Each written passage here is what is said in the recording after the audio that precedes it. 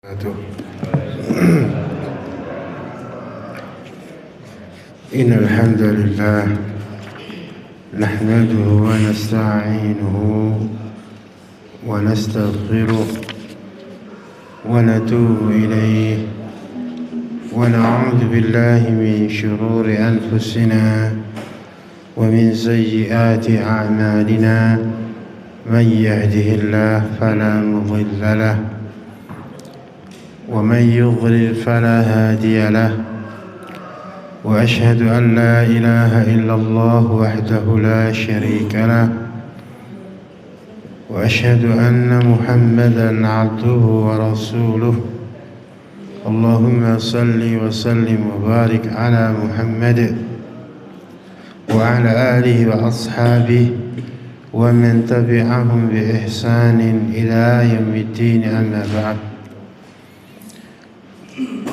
Alhamdulillah ikhwatil kiram rahimani wa rahimakumullahu ta'ala jami'an. Alhamdulillah pada pagi hari ini kita dikumpulkan Allah berkumpul di salah satu rumah Allah Ta'ala untuk beribadah kepada Allah, melakukan sebagian ketaatan, sebagian amal saleh. Ini satu karunia, satu nikmat yang amat sangat besar, ikhwan sekalian. Karena tidak setiap orang dimudahkan Allah untuk bisa melakukan amal saleh. Ketika orang akan melakukan ibadah, banyak sekali rintangannya, banyak sekali godaannya. Dijelaskan oleh Al-Imam Ibnul Qayyim Al-Jauziyah, ada jihad, ada perang yang wajib untuk setiap diri kita. Kita berjihad, berperang melawan 4 hal. Yang pertama, melawan jiwa kita sendiri. Jiwa manusia itu memiliki 2 potensi. Fa'alhamaha fujuraha wa taqwaha. Allah ilhamkan kepada jiwa manusia punya sifat takwa, kebaikan, punya sifat fujur, jahat. Sifat jahatnya manusia harus diperangi, jangan dituruti. Innan nafsa la'ammaratun bisu'. Jiwa manusia itu mengajak kepada kejelekan, kejahatan, keburukan. Ibadah malas, baca Quran malas, nuntut ilmu malas, belajar agama malas, belajar bahasa Arab angel sithik mutung, cahaya do teko iki, kan? Itu harus diperangi, betul. Kalau antum nggak berjihad, nggak memerangi jiwa antum sendiri, selamanya antum akan seperti itu, kan? Sampai tua keklek ya segera nunggu terus. Seorang nek mundhae. Wis ben aku ceramah ning kene iki ganas sak sana. Semen. Kandalan itu turane ya angel kok. Arep dikandani model kepiye ini ngantek bingung ning ngandani iki. Dialus ora mudeng, disindir ya ora rumangsa. Yang kedua, berjihad melawan hawa nafsu kita, yakni hawa nafsu yang mengajak kepada keburukan. Keinginan melakukan keburukan itulah hawa nafsu. Dengan harus kita perangi syahwat kita. Yang ketiga, kita selalu berperang, berjihad melawan syaitan. Syaitan selalu menghalang-halangi manusia dari jalan kebenaran, mengajak manusia menuju kepada nerakanya Allah. Innama yad'u hizbahu liyakunu min ashabis sa'ir. Sesungguhnya syaitan itu mengajak para pengikutnya untuk masuk nerakanya Allah Subhanahu wa ta'ala. Syaitan akan menghalang-halangi manusia dari jalan kebenaran, mendatangi manusia dari arah depan, dari belakang, dari kanan, dari kiri, ya kan? Tidak ada bosannya membujuk, merayu manusia dengan berbagai macam perangkapnya untuk menjauhkan manusia dari ibadah dan dari amal soleh. Yang keempat, manusia selalu berjihad melawan dunia. Dunia itu hulun khadirah, hijau, manis, menggoda. Antum lihat berapa banyak karena dunia orang itu rusak agamanya, orang itu melalaikan akhiratnya, hanya karena dunia. Karena ingin kaya, karena ingin mendapatkan harta yang banyak, golek pesugihan. Banyak enggak? Kan? Ini korpri ora akeh. Engko ana akeh ngono, coba kono. Kan? Hanya demi kekayaan, nyembah jin. Ya kan? Cari pesugihan. Minta-minta kepada selain Allah Subhanahu wa taala, minta kepada orang yang sudah mati. Minta kepada jin. Berapa banyak karena dunia, karena kekayaan dunia orang akhirnya menghalalkan berbagai macam cara rusak agamanya, menipu, licik, tipu daya, jahat kepada orang lain, ingin kaya, ingin dapat harta dengan nyolong, dengan ngerampok, dengan riba, dengan menipu orang lain demi jabatan dunia. Tidak peduli halal haram, waliyadzubillah. Ya kan? Banyak orang yang demi jabatan mendapatkan jabatan dunia, akhirnya dia lupa dengan akhiratnya. Ini halal apa haram enggak diperhatikan. Sing penting dadi. Ya kan? Waliyadzubillah. Dunia menjadi musuh manusia. Semuanya harus kita perangi, itu jihad kita setiap hari melawan jiwa kita sendiri, melawan hawa nafsu kita sendiri, melawan syaitan, melawan godaan dunia. Itu diantara 4 musuh manusia. Nah, sedikit kita bacakan saudaraku sekalian pada pagi hari ini beberapa faedah atau fawaid yang bisa kita ambil dari sebuah kisah yang pendek. Dari kisah yang terindah, kisah yang terbaik itu kisah yang Allah kisahkan dalam Al-Quran. Dalam surah Yusuf ayat ketiga Allah mengatakan nahnu naqussu 'alaika ahsanal qasasi bima auha ilaina hadzal kitab. Kami Allah mengisahkan kepada engkau wahai Muhammad dengan kisah yang paling bagus. Ila akhir ayat. Surah Yusuf ayat 3. Kisah yang terindah, kisah yang terbagus itu kisah dalam yang disebutkan Allah dalam Al-Quran. Dan kisah-kisah yang Allah sebutkan dalam Al-Quran itu kisah nyata, bukan kisah fiktif, bukan kisah dongeng, khurafat, takhayul, bukan kisah pengantar tidur, ya kan? Tidak seperti yang dikatakan orang-orang musyrik ketika itu. Al-Quran itu hanya asatirul awwalin, dongeng ngoyo-woronya orang dulu. Bukan, seluruh kisah yang ada dalam Al-Quran itu kisah nyata. Kemudian seluruh kisah dalam Al-Quran itu mengandung, Masya Allah, mengandung pelajaran yang sangat berharga bagi diri kita. Contoh ketika Allah mengisahkan kisahnya Nabi Musa dengan Raja Fir'aun dalam surah Naziat itu ayat 26, Allah mengatakan inna fi dzalika la'ibratan liman yakhsha. Sesungguhnya dalam kisahnya Musa dan Fir'aun itu ada ibrah, ada pelajaran yang bisa diambil bagi orang-orang yang takut kepada Allah Ta'ala. Dari kisah yang Allah ceritakan dalam Al-Quran itu mengandung banyak sekali pelajaran bagi kehidupan kita. Sedikit kisah singkat yang Allah kisahkan dalam surah Az-Zariyat ayat ke-24. Hal ataka hadithu dhaifi Ibrahim al-mukramin. Sudahkah datang kepada engkau wahai Muhammad kisahnya tamunya Ibrahim yang dimuliakan?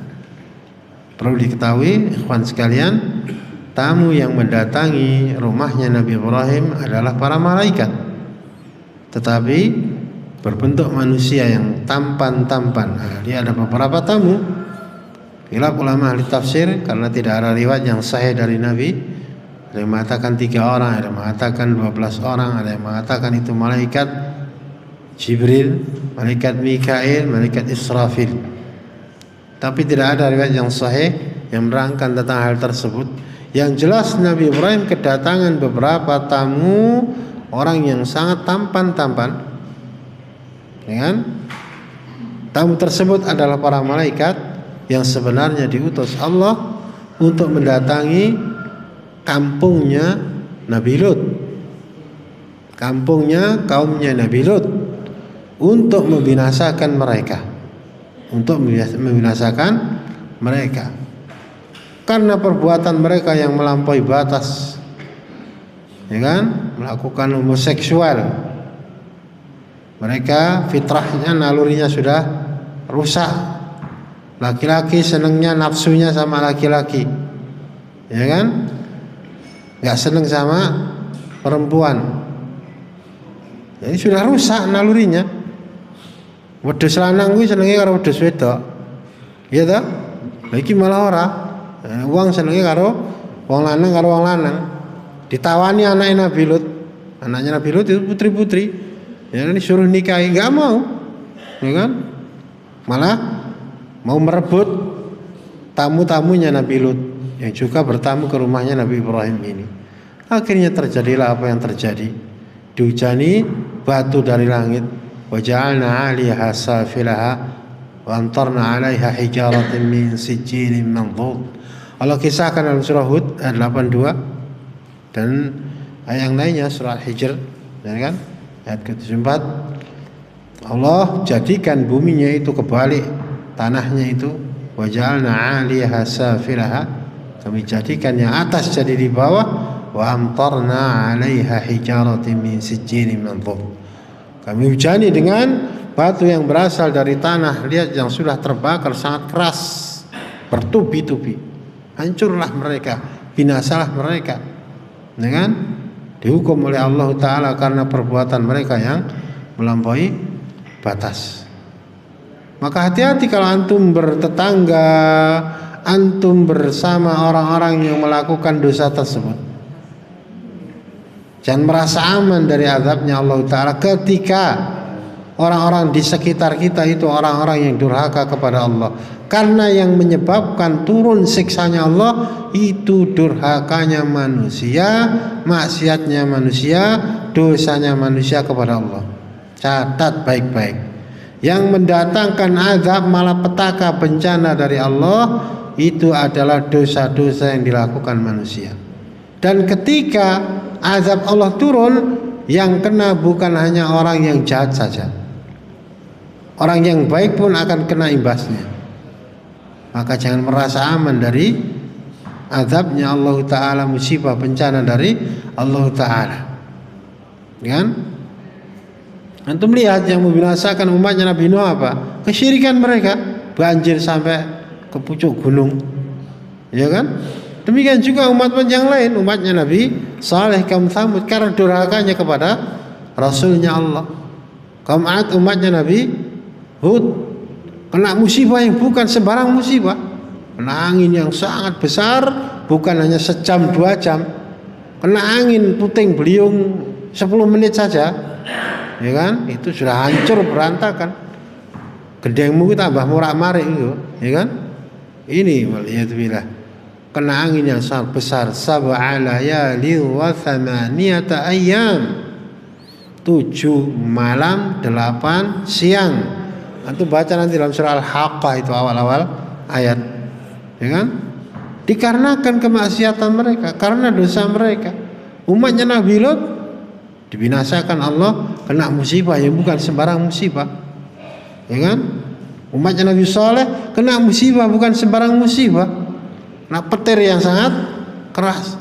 Itu semua dikarenakan durhakanya mereka kepada Allah Subhanahu wa ta'ala. Maka perhatikan ikhwan sekalian, sebenarnya al-muslihun, orang yang mengadakan perbaikan, orang yang memperbaiki, itu adalah orang yang mengajak kepada agamanya Allah, yang mengajak kepada ketakwaan, mengajak kepada amal soleh, mengajak manusia agar menjadi orang-orang yang baik, meninggalkan apa yang diharamkan Allah. Ini solusi dari seluruh problem yang dihadapi manusia. Sebab asli ini sing mari ruwet ki wong sing elek-elek kuwi. Betul itu. Tidak dalam satu keluarga, satu masyarakat, dalam bernegara, ketika persoalannya orang-orangnya itu durhaka sama Allah, itu akan menimbulkan kekacauan. Kalau orang-orang itu bertakwa kepada Allah, takut sama Allah, takut sama neraka, enek wong korupsi ora tak tekok. Enek wong gelem nyolong ora? Enggak ada. Ya kan? Kalau orang-orangnya itu baik, hatinya baik, akidahnya benar, ibadahnya benar, mentalnya itu baik, takwa sama Allah, saleh, takut sama Allah, takut sama neraka, masya Allah, ya kan? Akan tercipta kedamaian, ketentraman, kemakmuran. Walau anna ahlal qura amanu wattaqau lafatahna alaihim barakati minas samai wal ardh. Seandainya penduduk satu negeri beriman bertakwa, akan dibuka berkah dari langit dari bumi. Kan demikian. Nah, kembali ke cerita, tamu-tamu tersebut mukramin. Ada dua penafsiran yang masyhur. Pertama, mukramin dimuliakan. Pertama, mereka itu dimuliakan Allah. Para malaikat itu dimuliakan Allah karena ketakwaan mereka, kesalehan mereka. Ini ada pelajaran. Jika kita ini ingin menjadi hamba yang dimuliakan Allah, maka bertakwalah, maka salehlah, maka tunduklah, taatlah kepada Allah sebagaimana malaikat dimuliakan Allah karena ketaatan, ketundukan mereka. Jadi letak kemuliaan seseorang di sisi Allah bukan karena hartanya yang banyak, bukan karena kepandaiannya, bukan karena jabatannya, bukan, tetapi karena ketakwaannya kepada Allah. Inna akramakum indallahi atqakum. Surah Al-Hujurat ayat 13. Sesungguhnya yang paling mulia di antara kalian di sisi Allah adalah yang paling bertakwa. Bilal bin Rabah, budak hitam legam, gak punya harta, namanya aja budak, bahkan dirinya sendiri aja menjadi miliknya orang lain, kan demikian. Sebelum dibebaskan oleh sahabat Abu Bakar, ya kan? Tetapi masya Allah, beliau ini orang yang sangat mulia di sisi Allah Ta'ala. Terompah sendalnya sudah terdengar di surga. Uwais Al-Qarni miskin, bukan terdepan kalangan tabiin, maksudnya yang kaya misalnya, pejabat, bukan, orang miskin. Bahkan beliau sering menyendiri, ya kan, dari keramaian manusia. Tapi masya Allah, beliau dimuliakan Allah Ta'ala. Karena apa? Karena ketakwaannya, amal solehnya, sangat berbakti kepada ibunya, sampai levelnya sahabat Umar bin Khattab radhiyallahu ta'ala anhu diperintah Nabi untuk minta doanya Uwais Al-Qarni. Masya Allah. Jadi ketika kita ingin dimuliakan Allah, bertakwa, menjadi orang saleh, menjadi orang baik, ya kan? Nah, kemudian penafsiran kedua al-mukramin, mereka ini orang yang dimuliakan, maksudnya dimuliakan oleh tuan rumah, yaitu Nabi Ibrahim. Dan menjadi sunnahnya para nabi dan rasul memuliakan tamu, yang nanti akan disebutkan di sini bagaimana bentuk pemuliaan Nabi Ibrahim kepada tamu-tamunya. Dan Imam Muslim, Nabi mengatakan, "Man kana yu'minu billahi wal yaumil akhir falyukrim dhaifah." Siapa yang beriman kepada Allah dan hari akhir, hendaklah dia memuliakan tamunya. Iddakhalu alaihi faqalu salama. Ketika mereka para tamu ini masuk kepada Nabi Ibrahim, mereka mengatakan salama. Kata para ulama mufassirin mengatakan salama ini dengan jumlah fi'liyah. Ini maf'ulun mutlaq, asalnya nusallimu salama, yang artinya doa, mendoakan Nabi Ibrahim. Mereka mendoakan Nabi Ibrahim dengan sighah, dengan uslub jumlah fi'liyah, fi'ilnya terbuang, ya, yang muncul maf'ul mutlaqnya. Semoga engkau selalu berada dalam kesejahteraan, keselamatan, wahai Nabi Ibrahim. Nabi Ibrahim menjawab mereka dengan jawaban yang lebih baik, dengan sighah, dengan uslub jumlah ismiyah. Qala salamun, Aslinya salamun alaikum atau alaikum salamun. Ya kan? Khabarnya tidak dinampakkan. Salamun qaumun munkarun. Jumlah ismiyah itu lebih kuat daripada jumlah fi'liyah. Dikatakan sebagian ahli tafsir ini memiliki faedah yufidus sabab wad dawam. Keselamatan itu selalu berada pada kalian wahai tamu-tamu yang tidak aku kenal, qaumun munkarun. Kita aja cerita niki yo ora patek dong kok kok. Gitu? Ora mudeng ketok jumlah fi'il aku apa, jumlah ismi aku apa, fi'il ku apa, maf'ul mutlak ku panganan apa, bunder apa kotak. Ruwet, ya kan? Mulai sini belajar tafsir itu harus belajar nahwu sama sorof, ya kan? Belajar bahasa Arab. Jadi pokoknya ini, ya kan? Nabi Ibrahim menjawab salam mereka dengan jawaban yang lebih bagus. Ini mengamalkan firman Allah, wa idza hayyitum bi tahiyyatin fahayyu bi ahsana minha aw rudduha. Surah Nisa ayat 86. Kalau engkau diberi satu salam penghormatan, maka balaslah dengan yang lebih baik atau balaslah dengan minimal yang semisalnya. Assalamualaikum minimal waalaikumsalam. Lebih baik lagi waalaikumsalam warahmatullah. Sampai ada yang menerangkan salam itu salam ucapan penghormatan, ya kan? Itu bisa diartikan tiap daerah kan lain, ya kan? Mungkin ada tetangga antum yang lewat, ya, kamu diloroi sama mesem, itu dibalas minimal dengan semisal, ya kan? Diloroi dhek mesem, minimal kowe ya mesem. Wis apik-apik kowe disapa, tegur sapar, dhek mesem, apa malah jek besengut wae. Ya kan?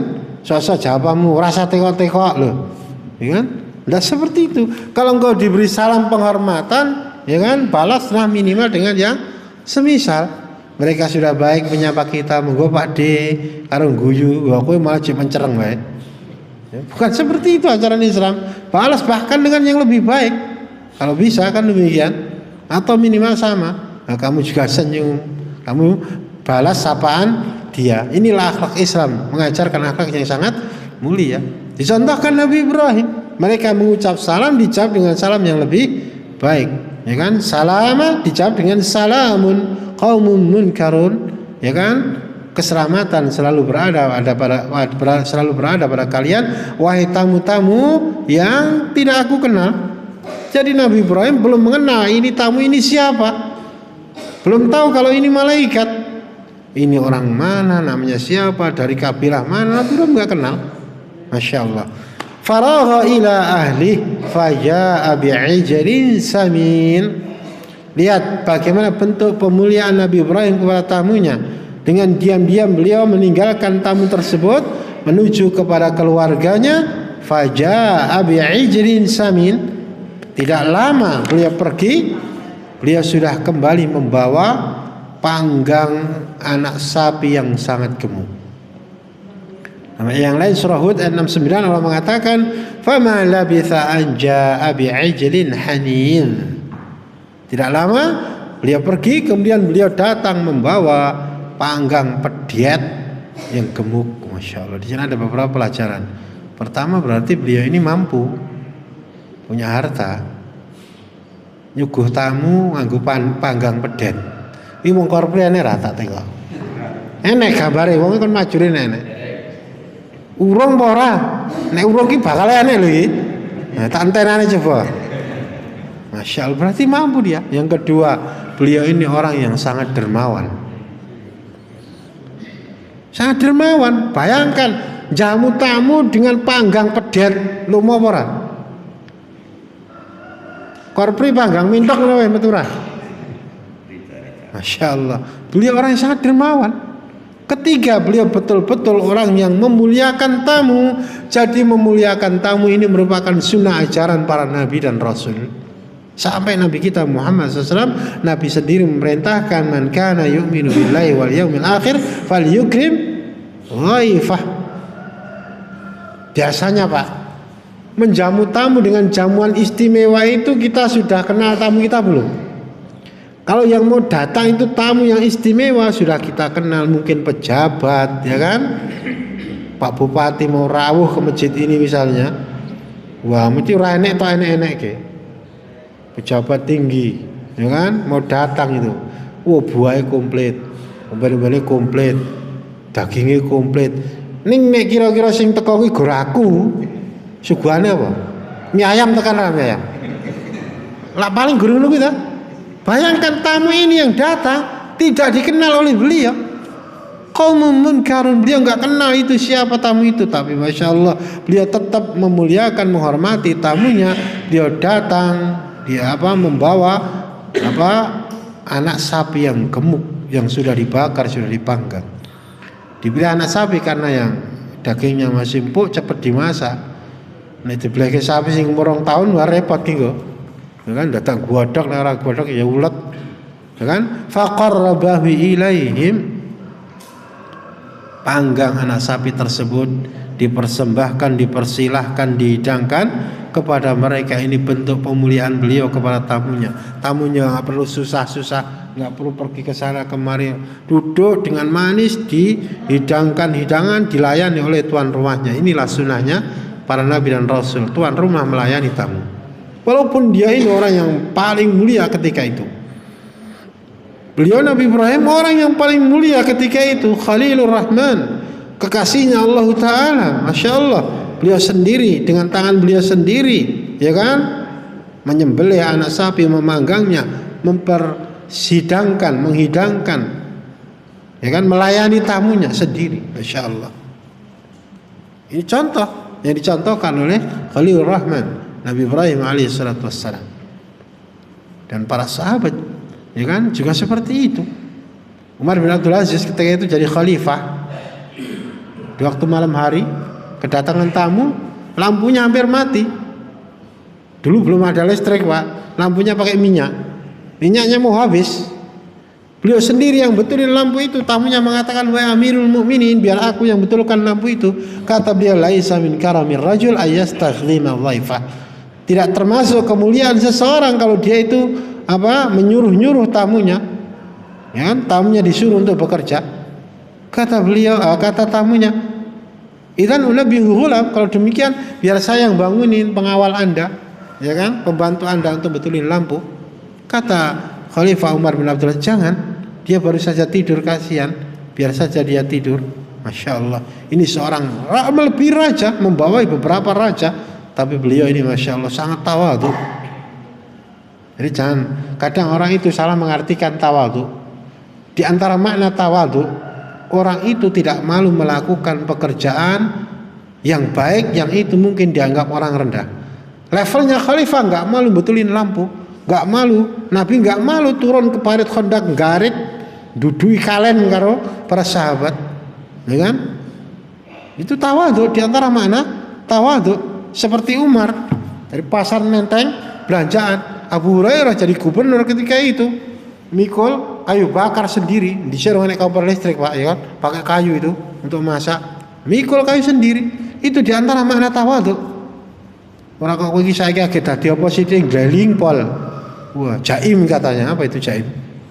Jaga imit. Wah yo piye ora patut, mosok aku iki ketua yayasan kok kon duduki kalenan iki ora patut. Angel tuturanmu, ya kan? Masya Allah. Kata sahabat Umar bin Abdul Aziz, ya kan? Jangan dibangunin, ya kan? Lalu betulin sendiri. Tamunya mengatakan, anta ya Amirul Mukminin, engkau ini Amirul Mukminin, penguasa, membawai banyak penguasa, tapi Anda melakukan pekerjaan seperti ini. Kata beliau, "Dhahabtu wa ana Umar, raja'tu wa ana Umar, ma naqasa minni syai'." Aku berangkat betulin lampu ya tetap Umar, aku selesai betulin ya tetap Umar, tidak berkurang sedikit pun dariku. Tidak ada sesuatu yang berkurang dariku, Masya Allah. Inilah tawadhu, ya kan? Jadi yang ada hubungan dengan pelajaran kita, Masya Allah, dia tidak mau membebani tamunya, tidak mau nyuruh-nyuruh tamu. Nabi Ibrahim Masya Allah menjamu tamunya, ya kan, dijamu, dilayani sendirian, tapi aneh, Mereka diam semua, disuguhi suguhan yang istimewa, Masya Allah, panggang pedet, ya kan, sama sekali nggak disentuh. Dan itu orang-orang Arab sampai sekarang ya, suguhan dengan panggang seperti itu masih berlaku, Pak. Panggang kambing utuh, delon video ini orang gur kepanggang unta iki lho nek tekat-tekatan ini kan, Masya Allah, untuk gede puter. Ya. Ini Masya Allah termasuk apa sunnahnya para nabi dan rasul memuliakan tamunya. Mulai sesuk nek korpine arek seni jamu panggang wedhus undang ngono aku coba tak moro lho. Ya kan? Wedhus utuh diputer ya kan? Masya Allah. Dan nanti tuan rumah memotong-motong, dikasih di nampan, disuguhkan pada tamunya. Betul-betul melayani tamunya. Ya kan? Itu contoh dari Nabi Ibrahim alaihi salatu wassalam. Tapi aneh mereka sama sekali enggak menyentuh. Mulai Nabi Ibrahim mulai curiga, ya kan? Mulai curiga. Ya kan? Ini ada tamu dikasih suguhan istimewa kayak gini kok sama sekali enggak disentuh. Nah, dalam yang lain bahkan Allah mengatakan surah Hud ayat 70, "Falamma ra'a aydiyahum la tasilu ilaih nakirahum wa aujasa minhum khifah." Ketika Nabi Ibrahim melihat tangan-tangan mereka sama sekali enggak menyentuh hidangan tersebut, Nabi Ibrahim mulai curiga. Nabi Ibrahim takut kepada mereka.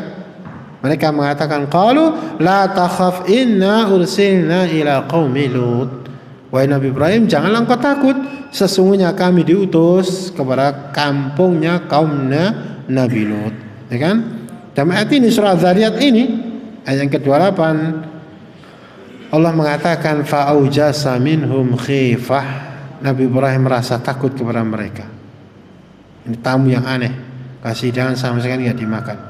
Qalu, mereka mengatakan, tamu tersebut berkata, la takhaf, janganlah engkau takut wahai Nabi Ibrahim. Wa basyaruhu bighulamin alim. Mereka memberi kabar gembira kepada Ibrahim dengan akan diberi anak yang sangat pandai. Masya Allah. Baru tahu bahwa mereka adalah malaikat. Mereka ngasih kabar gembira kepada beliau Nabi Ibrahim bahwa Nabi Ibrahim akan diberi seorang putra yang sangat alim, sangat pandai. Jadi istri Nabi Ibrahim itu ada dua. Yang pertama Ibunda Sarah ini sampai tua belum punya anak. Singkat kata yang kedua Ibunda Hajar punya anak Nabi Ismail. Turun temurun dengan orang Arab sampai Nabi Muhammad sallallahu alaihi wasallam. Ibunda Sarah nanti sudah tua renta, punya anak namanya Ishak. Ishak punya anak namanya Paijo. Ini orang nyaut gitu tidak bukan kok. Ishak punya anak namanya Yakub. Yakub menurunkan nabi-nabi Bani Israel, terakhir Nabi Isa, sebelumnya Yunus juga Yahya, ya kan? Maka Nabi Ibrahim disebut Abul Anbiya, bapaknya para nabi. Masya Allah. Ketika itu Ibunda Sarah sudah tua, padahal mandul. Wa fa'aqbalat imra'atuhu fi sarrah fasakkat wajhaha wa qalat ajuzun aqim. Beliau berteriak kegirangan, beliau menampar wajahnya, fasakkat wajhaha wa qalat ajuzun aqim. Aku ini sudah tua renta, aku ini mandul lagi kok bisa punya anak. Masyaallah. Kata para malaikat, qalu kadzaliki qala rabbuk innahu huwal hakimul alim. Seperti itulah yang dikatakan Tuhanmu, sesungguhnya Dia Allah Maha bijaksana lagi Maha mengetahui. Masya Allah. Itu mudah bagi Allah. Jangankan menciptakan manusia, anek pak enek mboke walaupun sudah tua, bikin manusia tanpa pak tanpa mbok itu bisa.